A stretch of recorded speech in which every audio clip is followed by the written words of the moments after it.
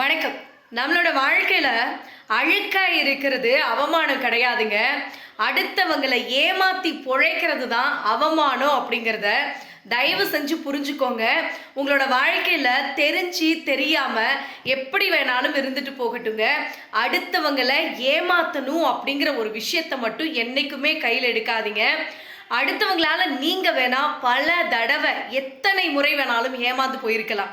ஆனா ஒரே ஒரு தடவை கூட நாம மற்றவங்களை ஏமாத்தணும் அப்படின்னு நினைக்கவே கூடாதுங்க. ஒருவேளை உங்களோட மனசுல தாங்கிக்கவே முடியாத அளவுக்கு கஷ்டங்களை யாராவது ஒருத்தர் உங்களுக்கு கொடுத்துருந்தாலும் சரிங்க, அவங்கள பழி வாங்கணும் அப்படிங்கிற ஒரு எண்ணம் மட்டும் உங்களுக்கு வரவே கூடாதுங்க. அப்படிப்பட்ட ஒரு எண்ணம் இருந்துச்சு அப்படின்னா அது காலத்திடம் அந்த எண்ணத்தை அந்த கஷ்டத்தை ஒப்படைச்சிருங்க.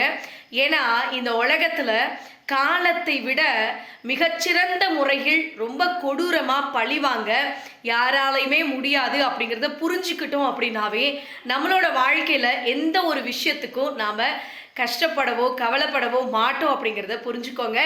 இந்த வீடியோ பதிவு உங்களுக்கு பயனுள்ளதாக இருக்குது அப்படின்னா மறக்காமல் கமெண்ட் பண்ணுங்கள். நன்றி, வணக்கம்.